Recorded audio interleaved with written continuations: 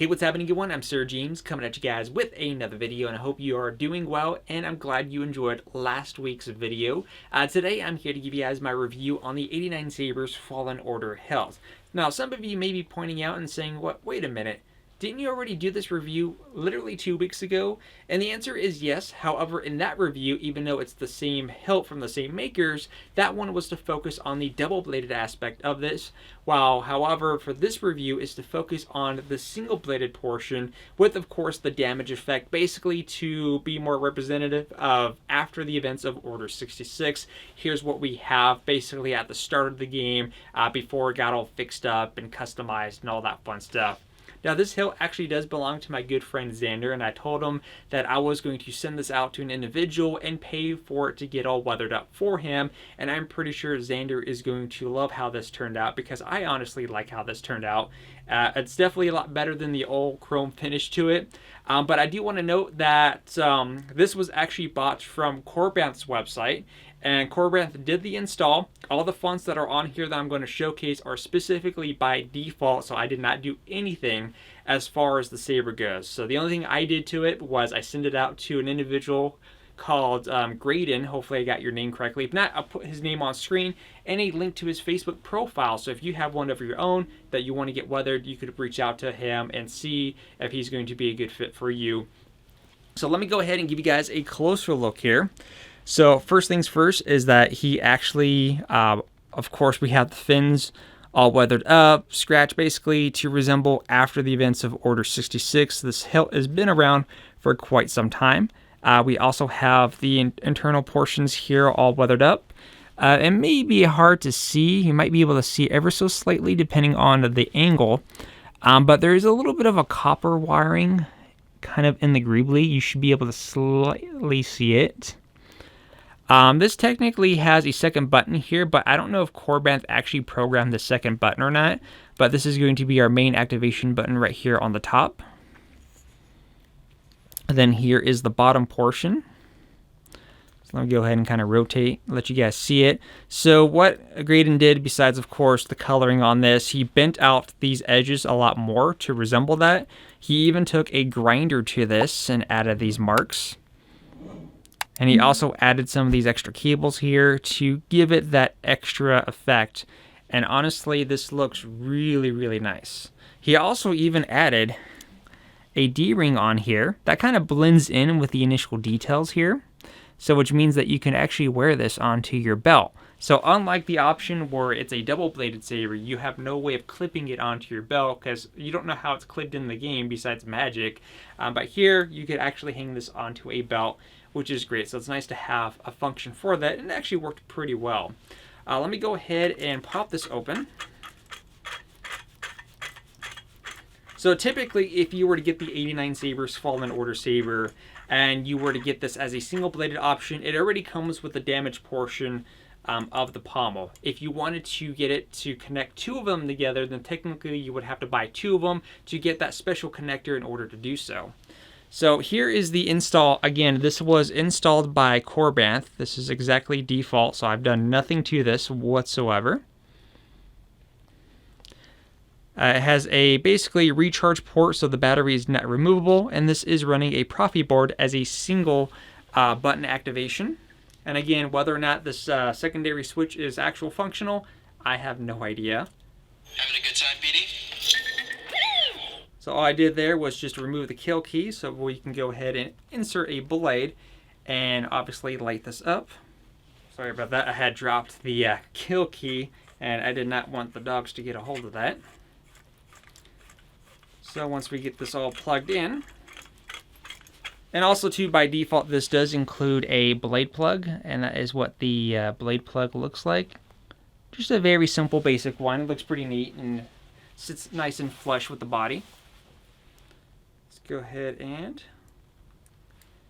get this out of the way. And just like that, we can go ahead and bring over a blade. I have yet to repair my smaller blade, and fortunately it's kind of raining right now, so hopefully I don't break anything with this one. Make sure this is on. And turn off. No, you're not doing that again. Yes, we are going to do that again. Just wanted to make sure it was connected. Now, unfortunately, Korbanth, they didn't do the nicer option for their NeoPixel. It's just a regular NeoPixel pen. It doesn't have like the LED portions added to it, so you can put like a regular default blade plug and have it ignite, which is very unfortunate. So sometimes they do things really good, and sometimes they kind of slack off on certain things. So let's go ahead and turn off this main light here and activate. Now, obviously, right now it's purple, but if we could flip this upside down, hold the button and do a twist, we can go ahead and pick a color here. Hold down the button. So it's pretty much identical to how it's set up on the help that I reviewed last week.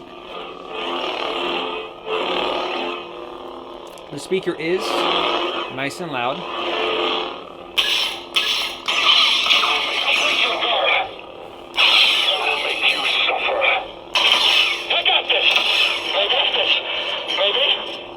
And then, of course, double press. What Jedi gave their life so that you might live? You're learning.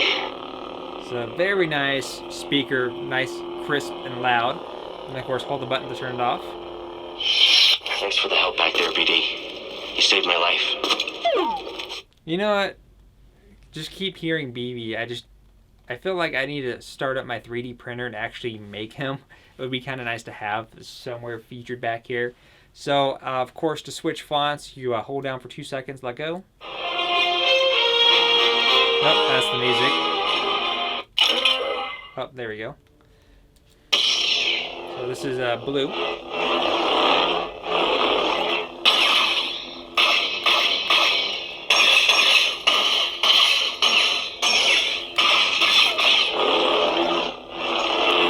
And for this one, I keep kind of alternating where I have my hand placed, just trying to get a proper feel of where I actually want to have my hand in. Like sometimes I'll have my hand right here, right where the grip portion is, which makes sense, but sometimes I find myself having my hand placed a little bit higher for whatever reason. I don't know why. Maybe just because I feel like that's a good center part. Just to ensure that everything is at a more comfortable range. Turn off. So we got cyan. Nice little effect there. See, like, again, my hand already adjusted to up here instead of down here. And I think that's just because for the swinging part, I think that's what I feel more comfortable with.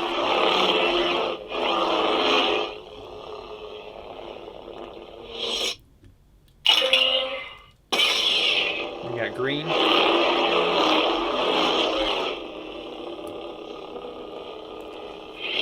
And the blade that I'm using, by the way, is a Vader's Vault 32-inch. So, like I said, it just takes a little bit of time to get adjusted to this size hilt. There's that one. Most of these you guys, for the most part, seen. Here's an orange. We definitely got to have orange in the video. Because even though my camera technically picks up red as orange quite often for these lightsabers, but this one is definitely orange.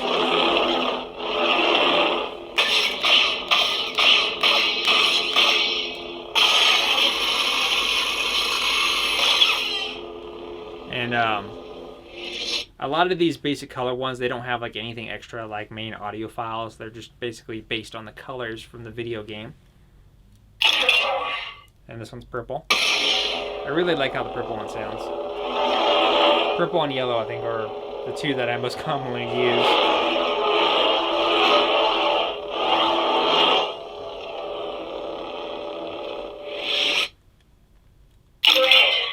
Oh, then we also have red on here.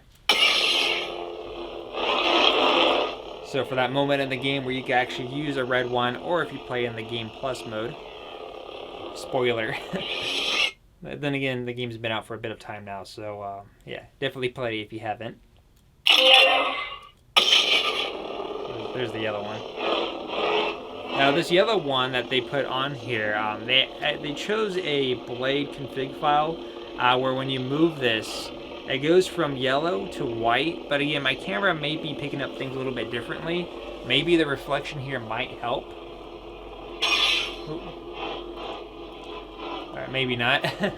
But when I move this and it's in motion, the yellow will actually go into like a white, but when I stop moving, it goes back to its yellowish form. It's kind of hard to explain it, but you just have to see it more properly. There you go. I think you can see it that way.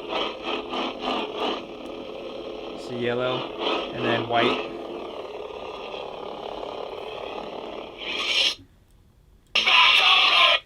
This is basically a, when you go into this one, you have a little indicator LED. So this could be up here, which means this is 100% charged.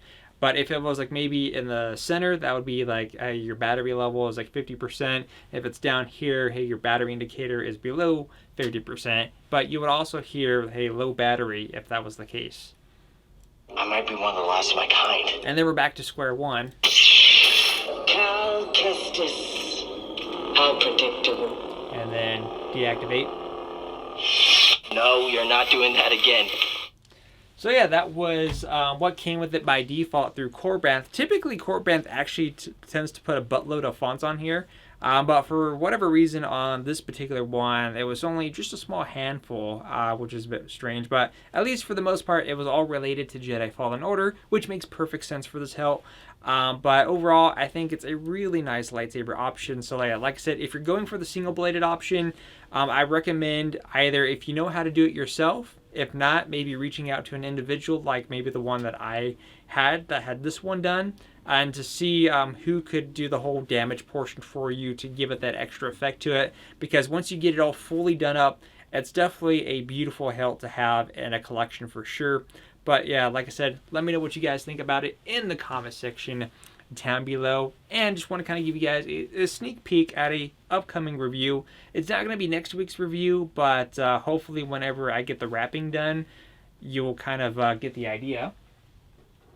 But I did get Rey's lightsaber in. Ignore the hilt wrapping that I have on it right now. This is just a temporary fix. But yeah, I have Rey's lightsaber in. This is an LGT hilt, if I remember the maker.